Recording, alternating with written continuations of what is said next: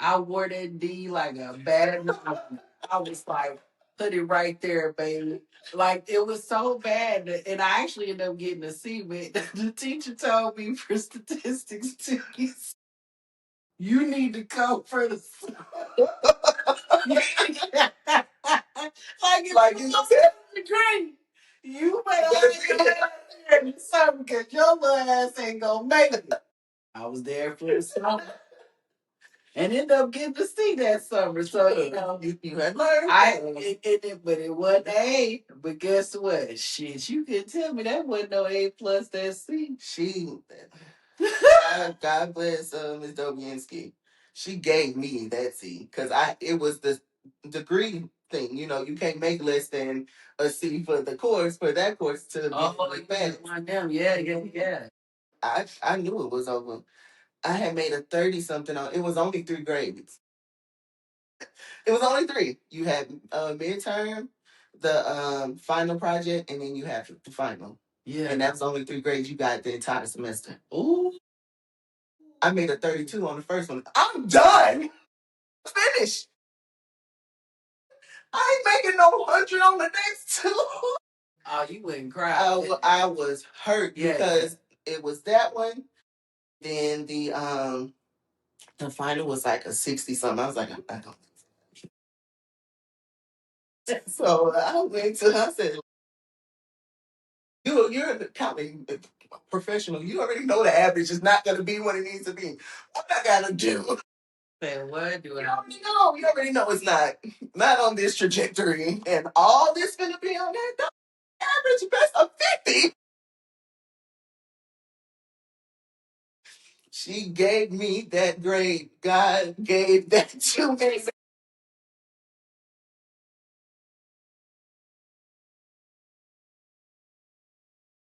None of them. I said, I know better. By the time, so you graduated from Prairie View? I did. Yeah, Prairie View alum. Let me tell you something. My brother went to Prairie View, and I went to one of their basketball games. Oh. And they was losing their ass off. But couldn't you tell? We was winning, right? It's a different type of energy. I think for a moment, I think I forgot that I was not a college student. I wasn't even there with my family. Like he did do it to you. The sororities and frats, and they had a DJ. Yes, ma'am. At the basketball game. I said, this is fucking life. They out there playing their asses off. And they yes, yeah. And the DJ, and I was like, we are at a party right now. And nobody cares what's going on. I mean, they care, but it's like I could not tell. I couldn't even begin. I told my brother, I said, you were having so much fun here, aren't you? Mm-hmm. Oh, tell us about it. Oh, boy, raised me, PV made me.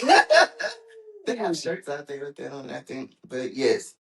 That college experience for me. It was. If I know now when I was there, I would have done it not the same, but like more intentional. Like with the trajectory in hindsight. Mm. If I had to go back, I would definitely go back, but be way more intentional about like stuff because just being out this area alone, like I see it, so I know the world sees it. This whole little Southeast Texas little corner puts out some amazing people. Mm. Like athletes, rappers. Look at Tizo. Chose is from Brookshire out there at PV. Like I met him there. They got DJ Mr. Rogers. He comes and plays at Ford sometimes. Mm. It's like all of these people are like nationally, globally known from this space. Mm-hmm. Like from PV, you got the ones who did Flex, all of Jerome them. It's so many people from like just from these are like my age, around a little bit older, a little bit younger, in Vogue. Like everybody from that whole this little hub, I call it, is special. Texas, yes, but this is a very concentrated area. I don't know. It might be the water. amazing to see that, like seeing people being the super light that they're supposed to be, coming from where you came from. Like, this same stuff is for you too. I would have been Megan the Stallion manager had I known. Look, let's go, girl. But see, more intentional. You know what I'm saying? Yes. So, but we have that chance now with like the people we have where we are in our circle. So those puzzle pieces. How was it? Tell us a little bit about just the HBCU experience, because look, I just went to 100 out of 10 game where they were losing, and I was like, "Can I pay y'all and to keep my kids, and I could be here? Let me just get another week here by myself." I loved it, and it was a game. It was probably like a Tuesday. Yeah. It was so damn random. We went down there and I was like, these motherfuckers they is turned the fuck up. It was smiles and laughter, and it's a different type of glow. It was like on my skin. Like I was like, oh my God, I loved it. Do you hear me? I was looking at him like, oh my God, you do this every day. I'm an adult with 3 kids at the game with me. You are my mom. She went to LU. She wears more Prairie View stuff than I do. Ma'am, is that my shirt? My children went there. I know that's right. And one that she be saying like the same year she graduated from Lamar's mother, that said, okay, you gonna run into somebody, they're gonna be like, I remember that, who's that major? And you're gonna be like, they gonna catch you. They don't know, yeah. You better hope they don't say the same major with you. Because they don't know you. I've been to both kinds of high school, predominantly white, predominantly black, but it was something to be at that school and to see the different shades of black. It was so beautiful. And I mean, all these kids in the space, of course, they're kids to me, but it was just like I said, just looking at promise, like, oh my God. Just like I was just totally amazed, like going to the seventh wonder of the world. Yeah. So every day, what did you do? So, hold on, let me backtrack to my first HBCU experience. Okay. So, like I said, my brother, he went there first. He was there when he graduated from Ozane. Okay. And then I ended up going. I swore up and down I wasn't going.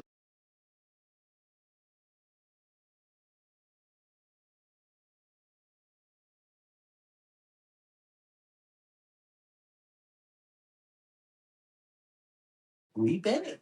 And so I said, I'm not going there because I'm tired of being Big Joe's little sister. That's it. This is your little sister. Oh. I'm Keisha. It's fine. They understood. And so I was like 7th grade. Yeah, in 7th grade. And we went up there. It was 6th or 7th grade because he crossed Q. So, well, we would go before. Yes. We would go before, like, because he played football up there too. So we would go to the games, like if they were there at the old Blackshear Field. Sure was. And then if they played like in Houston or somewhere close by, we would go to there. But like when they was like in Mississippi and stuff, we didn't travel that far. Okay. And so we would, go to the game. So one time, my mama let me go to a baby doll party with my brother. And so he had, older girlfriends and stuff there. So I was with the girls that night. I was 6th, 7th grade at the Prairie View. And so we in there with the baby doll party, fucking dream come true. And I would, with like sophomores and stuff, like, cause they was, yeah. And I'm like, cool, yeah, and I'm dancing. DJ Mr. Rogers on the DJ. And then this is when it was hood. Somebody started shooting. And we came a long way, my people. I'm proud of us. fights, break out. It's always Dallas versus Houston. It has always been that. And I hate that because I love Dallas, just not the Cowboys. So now you gonna start crying on fucking podcast. Go ahead. Say it in the comments. Say it in the comments. I love Dallas, but not them. And so I'm like dancing, having fun and stuff. And the next thing I turned around, to me it was like maybe 30 seconds. And I turned back and all I see is like body right here. My brother made it from like the other side to right here. And I'm like, how you get it so fast? Get out. Okay. So I'm he get your ass out now. They shooting. I was like, oh, I heard it. Like, so when I say protector, always just come out of nowhere. Like, what? Why did you get over here? Go. You could get out right now. Go with the, such and such. Okay. So that was my first, you know, thinking I'm grown, college experience and at Prairie View. So expectations were here for everything. So fast track to my senior year. I tore my ACL. When was this? Spring break of my senior year. I'm gonna tell you how I got my ass cussed out too because I was on my way to state for powerlifting. Oh, but that's what I tell you when I say I can't sit down. I do. I do. So I was playing baseball. And tore my fucking ACL. I said, "Oh my god." I was pissed. I was like, if I lose my scholarship, I'm gonna be pissed. And then, of course, state was like 2 weeks away, and I had to tell my coach. I told my knee. You did what? The fuck? Why you can't sit your ass? I mean, I got my ass handed to me.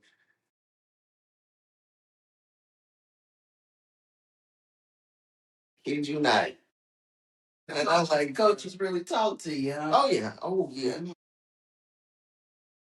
So, so the thing was, I was still gonna get my scholarship and stuff, but it was between two options. It was Southern and it was Prairie View. And so my coach said, "Who you want me to call?" I was like, "Call Southern." They didn't answer the phone, and he was like, "You want to try Prairie View? You want to wait to see if they call back?" I said, "Call them."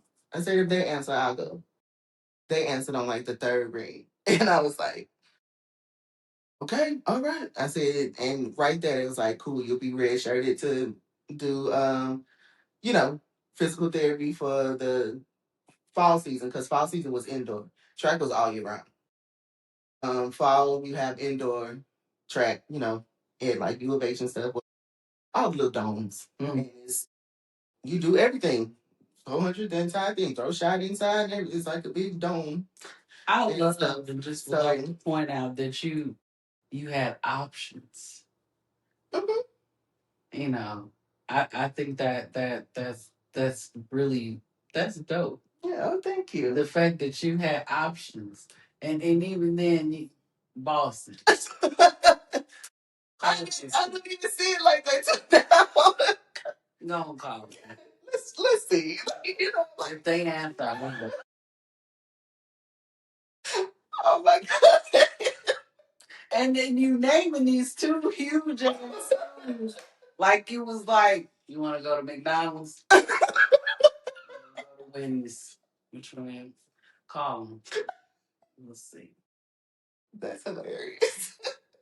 But the fact that you had options early on, that I think that is something to be said about that. But the fact that you had actually been putting in the work to have those options. Yes. So it's not as if, they were handed to you. You were actually doing the work to even have the consideration. And that's a lot of dedication as a high school student, because you literally working a 12-hour job, if you think about it, maybe even more than that, because you're an athlete and then you have to come home and also do your homework and things like that. And that's as and where your weekends go. Every Saturday is a meet.